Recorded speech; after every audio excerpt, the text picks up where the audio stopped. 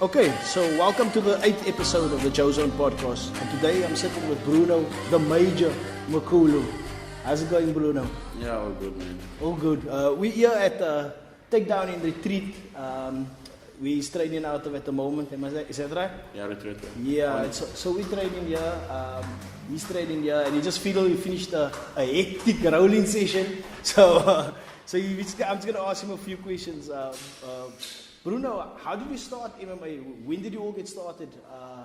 At what age did you start MMA or fighting or martial arts?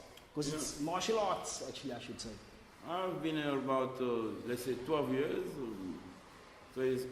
older when I was, when friends starting to do some judo. Everybody was doing judo, and then in the country, it's Congo, it's a big judo. Yeah. So we started to do, and then my friends started to do. And when some people doing, and then they become bully for you, then you need to do it. See you. So when people starting to do sport, and then they bully, so you have to do to defend yourself too. So I started for self-defense, to show up you can defend yourself against some bully guys, and then. That was back in Congo, eh? Yeah, back in Congo, I think, a long time ago. A lot of bullies around. Let's say, no, when you're young, everybody want to be that's why I say I'm the major, because in the school, everybody want to be who's the strongest, who's the best, so that you have to show up yourself. Yeah. But I didn't stop it there, so I bring myself to professional. I know some of my friends, they stopped already because it was like a age time, let's do the sport, then they stopped. But for me, I had a mission, I had a vision about it. I just knew that I was watching those guys on TV, those fighters, Mike Tyson, watching those all big movies.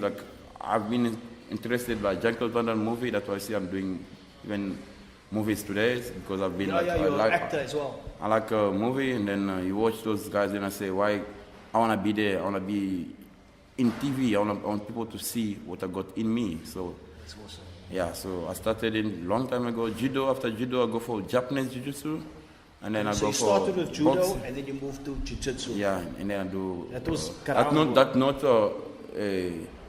not Brazilian jiu-jitsu, because Japanese jiu-jitsu is sort of different. MMA, because it's a sort of purely self-defense. Okay. So somebody can bring a knife, and then you can block it, and then you take him down. Somebody can bring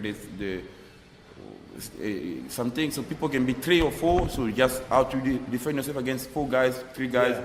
So that when I went there to feel when you're walking around, somebody's there.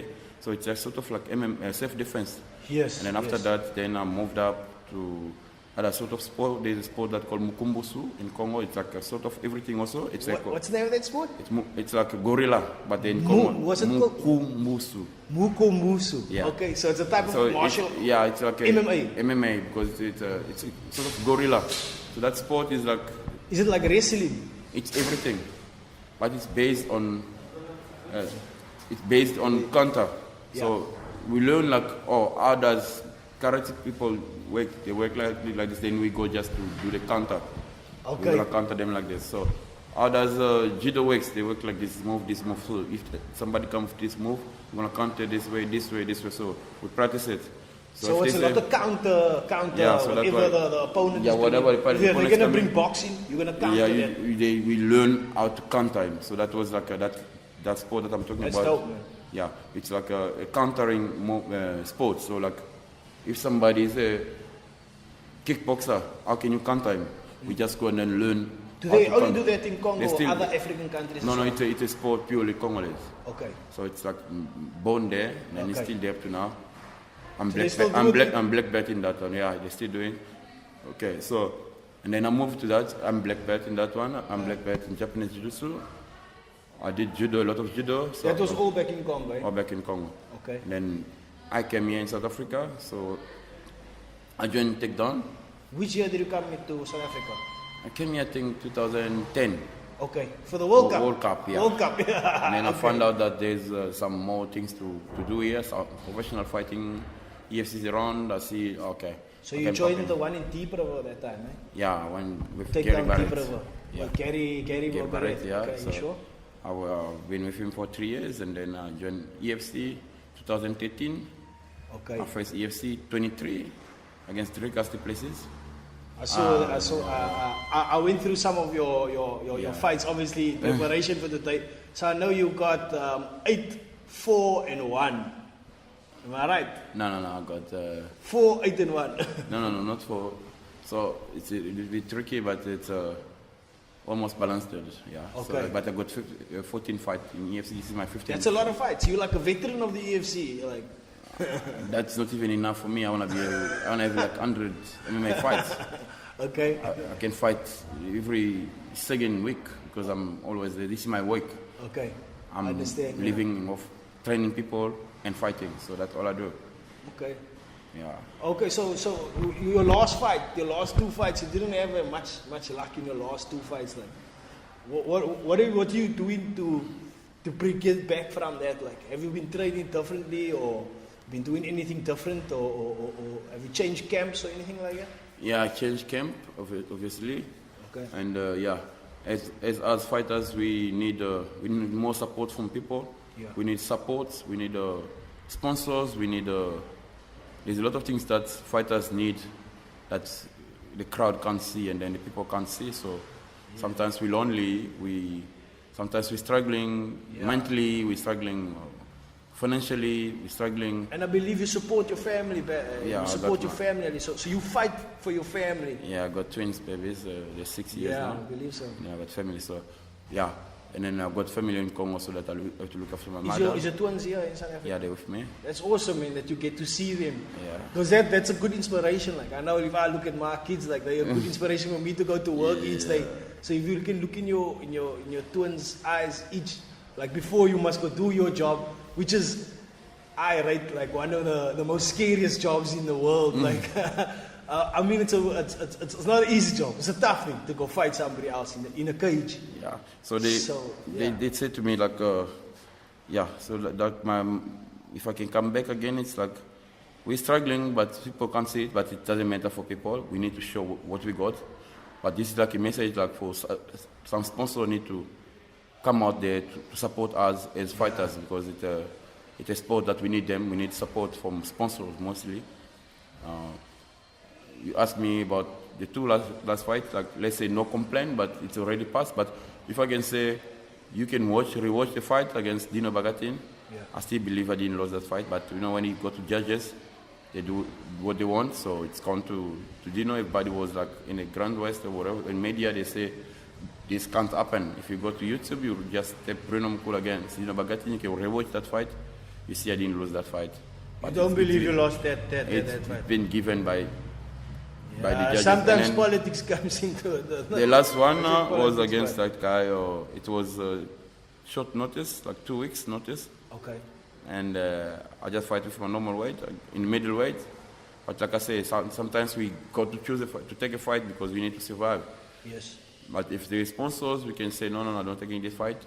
I need time to yes, you need to a do proper this, training camp this, to do and then but if you don't have anything to do, you don't jump in a fight to survive. So sometimes we fight to survive, and then people need to be in that situation, need to help people, need to support. Like I said, we need more sponsors to support in this fighting training. Some people can come like help, like if you want a personal trainer, if you can come, then I can teach, and then I'm surviving, then at least I can give a good comeback. But now I joined this team, so at least I'm here, the judging by Takedown. I'm with Gideon, and then I'm with Rico. We're training together, so it's helping me. Training, yeah. Yeah, we're going there by his gym there by Stellenbosch. Okay, so you work together like sister gyms, I would say. So you still keep like a tight. You go train there and stuff like that. That's good to have. Skipper, we got. You mean your corner? Yeah, we got Rico. We got all these fighters from there. We're training together maybe twice per week. We're meeting and then we're sharing some sparring, some sweat, some blood. So we fighting and then that is how we moving. So I believe like there's a change coming up. That's good, man. I can hear the positivity in your voice, and you seem like you focused like in this lead up. So you. Okay, so you're going to be fighting Regis Mayambo on Saturday, I believe. Yeah, Saturday. We're going to try to get this out before Saturday. You're going to be fighting him. He's also coming off a loss, I believe. I think he had a win and a loss. Do you see yourself knocking this guy out, tapping him? Or how do you see you finishing this fight? Like I say, I got one rule: I never underestimate my opponent. He's a fighter, he's coming, but I'm coming with a fire. So I believe in myself. I know I'm finishing this fight, either in the ground or stand up, knockout, decision, submission. But I'm the winner in this fight. And you say that and you look in my eyes. I can't show that on the camera, but the conviction is you to say that, I believe you. Yeah, I'm gonna finish this fight. I don't know, no matter what. Ground, like I say, wherever winds blow, I'm there to win this fight. Okay. I need to come back, and then I need to show people like I'm there. And my next fights, I need to be prepared. I need like a good camp. I'm gonna remind you again that I've been alone, preparing myself alone, doing my sparring, preparing for my sparring alone, finding people to train. I was my own manager, I was my own trainer. Was that previously? Just all the fights that you see me fighting since I left Gary Barrett. Yeah. Like, let's say 2014, since okay, 2014. So you had no manager or anybody or any guidance? No, nobody. So now, at least I'm here with the team. Okay. The managing, I just give management to a manager, so me, I'm just teaching and fighting. So that's I think awesome. It's going to change something. I think that's awesome. I mean, this is a good team. Like, when I saw you, I never knew you with Gideon, and I came into there and I saw Gideon, and I was quite shocked, like, because he's got quite a good reputation, as well as Rico. I believe you trained with Rico before. Yeah, we trained. And I only hear good things about you, but thanks for the chat, the Major, and we're going to try to get you some sponsors. We're going to send this out. We're going to try to send it out to as much people, get you some sponsors, get people talking about you, and you're going to do something. I hope you're going to do something awesome on Saturday. Thanks for the chat. Thank you very much. Cool, man. You know what? Yeah, you can take photos. You can, even when I'm doing this.